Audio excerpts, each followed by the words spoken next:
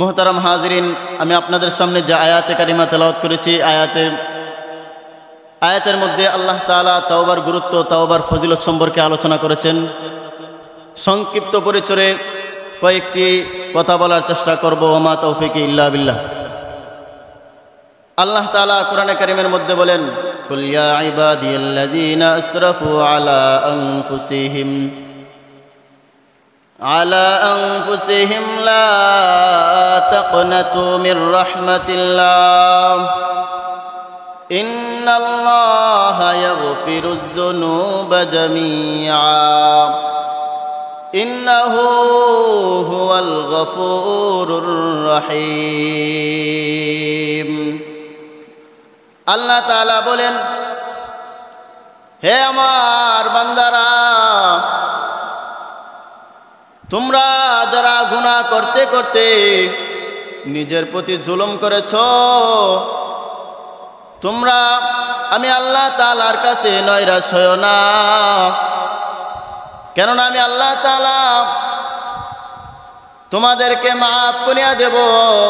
আল্লাহ তাআলা কোরআনের মধ্যে ঘোষণা করেছেন, আল্লাহ তাআলার কাছে বান্দারা যাতে নৈরাশ না হয়, বান্দারা যাতে আল্লাহ তাআলার কাছে একথা বলতে না পারে, আমরা তো এত পরিমাণে গুনাহ করেছি,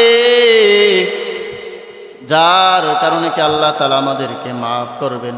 এই জন্য আল্লাহ তাআলা কোরআনের কারিমের মধ্যে আয়াত নাজিল করে প্রমাণ করে দিলেন, হে দুনিয়ার বান্দারা, আমি আল্লাহ তাআলার কাছে তোমরা নৈরাশ হয়ো না রে বান্দারা, আমি আল্লাহ তাআলার কাছে মাফ চাও, আমি আল্লাহ তাআলা তোমাদেরকে মাফ করিয়া দিব।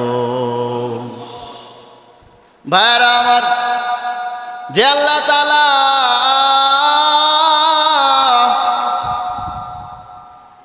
কোরআনে কারিমের আয়াত নাজিল করে বান্দাদেরকে সুসংবাদ দিলেন, অথচ আমরা আল্লাহ তাআলার কাছে তওবা করতে রাজি না। আমরা মনে করি এত পরিমাণে গুনাহ করেছে, আল্লাহ তাআলা কি মাফ করবেন? না না, আল্লাহ তাআলার কাছে নৈরাশ হওয়া যাবে না।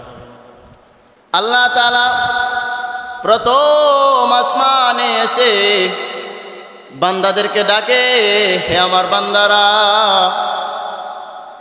তোমরা কার কি হালত আমি আল্লাহ তাআলার কাছে চাও, আমি আল্লাহ তাআলা তোমাদের সব কিছু হাজতকে আমি আল্লাহ তাআলা পূরণ করিয়া দেব। ভাইরা আমার, আল্লাহ তাআলার কাছে মাফ চাওয়ার মতো আমরা চাইতে পারি না, অতএব আল্লাহ তাআলার কাছে মাফ চাইতে হবে। বেশি বেশি গুনাহের জন্য তওবা আল্লাহ তাআলার কাছে মাফ চাইতে হবে। আল্লাহ তাআলা কোরআনে কারিমের মধ্যে বলেন, উদউনি আস্তাজিব লাকুম ইন্নাল্লাযীনা ইস্তাকবিরুনা আন ইবাদাতি সায়াদখুলুনা জাহান্নামা দাখিরিন।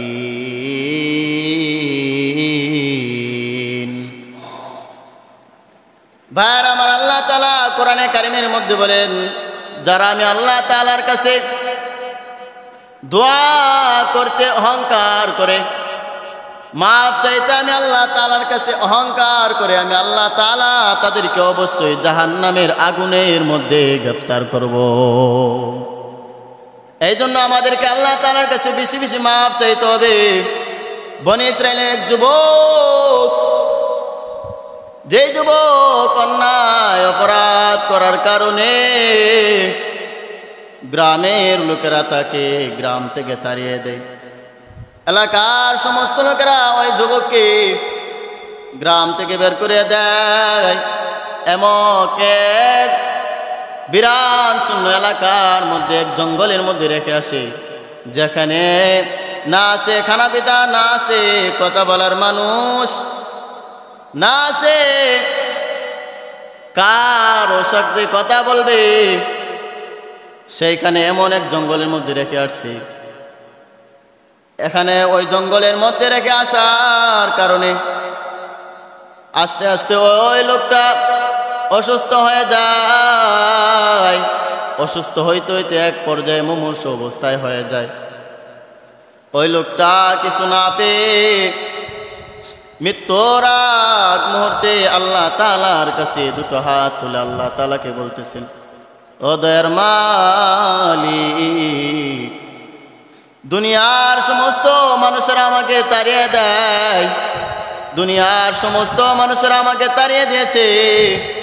ও দয়ার মালিক, তোমার কাছে দয়ার কোনো অভাব নাই, তোমার কাছে দয়ার কোনো অভাব নাই গো আল্লাহ। ও দয়ার মালিক, আয় আল্লাহ, মৃত্যুর আগ মুহূর্তে তোমার কাছে মাফ চাই। আয় আল্লাহ, তুমি আমাদেরকে মাফ করিয়া দাও, আল্লাহ তুমি আমাদেরকে মাফ করিয়া দাও।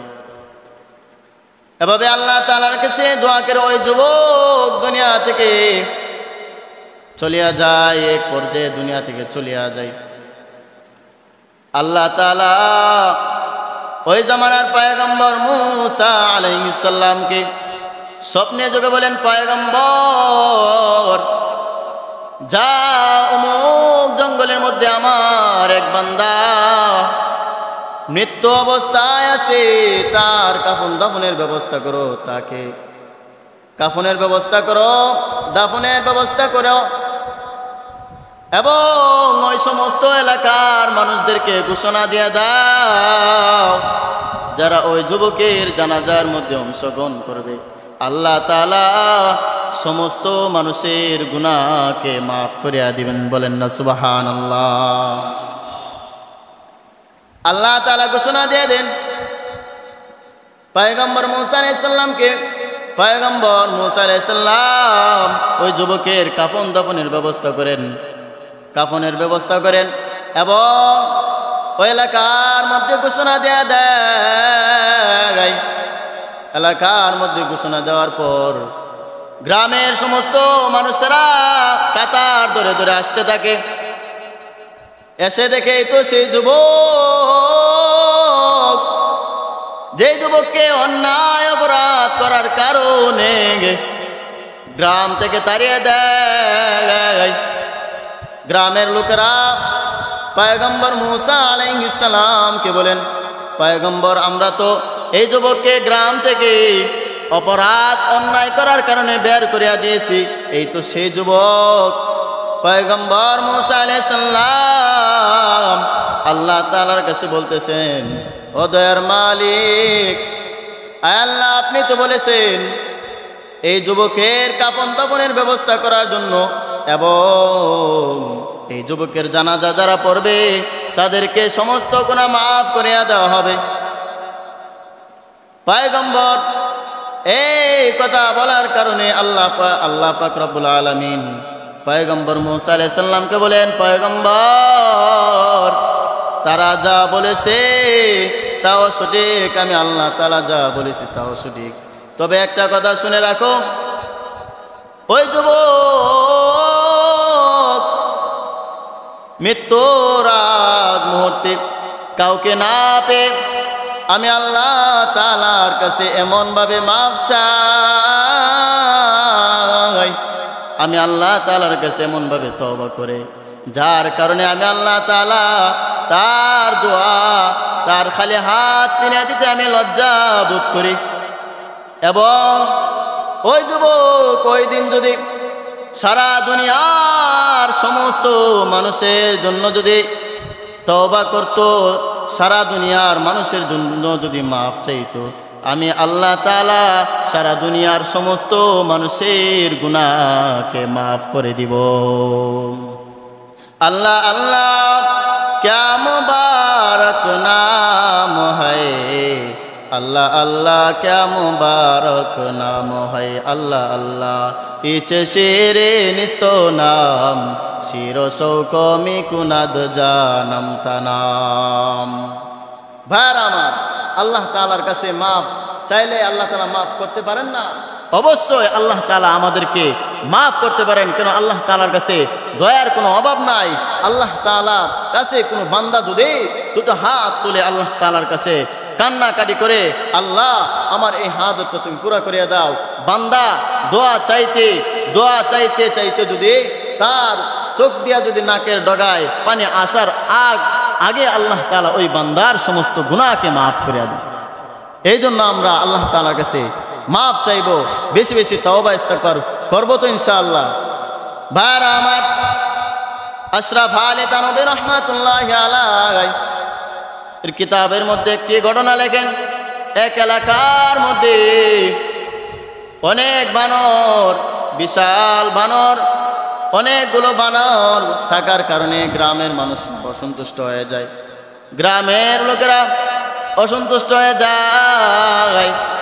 গ্রামের সমস্ত মানুষরা পরামর্শ করলো কিভাবে ওই বানরগুলোকে দুনিয়া থেকে বিদায় করে দেওয়া যায়, গ্রামের সমস্ত মানুষকে কিভাবে ওই বানরগুলোকে ধ্বংস করে দেওয়া যায়। এক পর্যায়ে পরামর্শ অনুযায়ী ওই সমস্ত বানরকে চতুর্দিকে আগুন ধরিয়ে দেওয়া হয়।